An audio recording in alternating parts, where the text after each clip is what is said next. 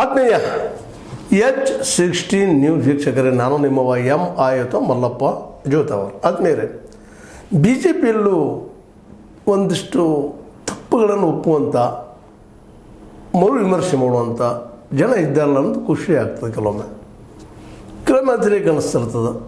ಯಾಕಿಲ್ಲಪ್ಪ ಮರುಚಿಂತನೆ ಮಾಡುವಂಥದ್ದು ಅವರಲ್ಲ. ಯಾಕಂದರೆ ಮಾಬ್ ಲಿಂಚಿಂಗ್ ಆಗಿರ್ಬೋದು, ಮತ್ತೊಂದಾಗಿರ್ಬೋದು, ಹಿಂದುತ್ವದ ಬಗ್ಗೆ ಅತಿಯಾಗಿ ನಡೆದುಕೊಂಡಿದ್ದಾಗಿರ್ಬೋದು. ಇವತ್ತು ನಾವು ಅಂತಾರಾಷ್ಟ್ರೀಯ ಮಟ್ಟದಲ್ಲಿ ನಾವು ಎಂಥ ಸಮಸ್ಯೆಯನ್ನು ಎದುರಿಸ್ತಾ ಇದ್ದೀವಿ ಅನ್ನೋದು ನಾವು ಕಣ್ಣು ನೋಡ್ತಾ ಇದ್ದೀವಿ.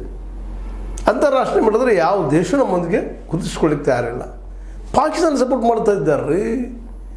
ಭಯೋತ್ಪಾದನೆ ಪಾಕಿಸ್ತಾನ ಮಾಡ್ತಾ ಇಲ್ಲ ಅನ್ನೋದು ಅಲ್ಲಿ ಟೀಕೆ ಮಾಡುವಂಥ ಇವತ್ತು ಅಮೇರಿಕ ಅವ್ರಿಗೆ ಅನುಕೂಲ ಮಾಡ್ತಾ ಇದೆ, ಅವ್ರು ಬೆನ್ನು ನಿಲ್ತಾ ಇದೆ, ಕ್ರಿಪ್ಟೋ ಕರೆನ್ಸಿಯಲ್ಲಿ ಸ್ಟಾರ್ಟ್ ಮಾಡ್ತಾ ಇದೆ, ರಷ್ಯಾ ದೋಸ್ತಿ ಮಾಡಲಿಕ್ಕೆ ಮುಂದೆ ಹೋಗ್ತಾ ಇದೆ, ಬ್ರಿಕ್ಸ್ನಲ್ಲಿ ಅವ್ರನ್ನ ತಗೊಳ್ರಿ ಅಂತ ಹೇಳ್ತಾ ಇದೆ. ಅಲ್ಲಿ ಪ್ರಧಾನಿ ಇವೆಲ್ಲ ಡೆವಲಪ್ಮೆಂಟ್ ಯಾಕಾದವು? ನಾವು ಮರು ವಿಮರ್ಶೆ ಮಾಡ್ಕೋಬೇಕಾಗಿದೆ. ಇವತ್ತು ಆ ಮರು ವಿಮರ್ಶೆ ಮಾಡುವಂಥ ಚಿಂತನೆ ನಮ್ಮ ಬಿ ಜೆ ಪಿ ನಾಯಕರಲ್ಲಿ ಬರಬೇಕಾಗ್ಯದ. ಯಾಕಂದ್ರೆ ನೀವಿಲ್ಲಿ ಗೆಲ್ಲುವುದೊಂದು ನೋಡ್ಲಿಕ್ಕೆ ಹೋಗ್ಬೇಡ್ರಿ. ಇಂಡಿಯಾದಲ್ಲೇ ಗೆಲ್ಲುವ ಜೊತೆಗೆ ಅಂತಾರಾಷ್ಟ್ರೀಯ ಮಟ್ಟದಲ್ಲಿ ನಮ್ಮ ಗೆಳೆತನ ಉಳಿಬೇಕಲ್ಲ. ಹಿಂದುತ್ವ ಶ್ರೇಷ್ಠ ಹೆಚ್ಚು ಆ ಮಾತು ಬೇರೆ, ಆದರೆ ಅದನ್ನು ಅತಿಯಾದಾಗ ಯಾರೂ ಒಪ್ಕೊಳ್ಳೋದಿಲ್ಲ ಅನ್ನೋದಕ್ಕೆ ಈಗ ನಡೀತಿರೋದು ಘಟನೆಗಳು ಸಾಕ್ಷಿಯಾಗಿದ್ದಾವೆ. ನಮ್ಮ 51 ಜನ ಸಂಸದರು ಇಡೀ ವಿಶ್ವ ಅಡ್ಡಾಡಿ ಬಂದರು, ಎಲ್ಲರಿಗೂ ಭೇಟಿಯಾಗಿ ಬಂದರು.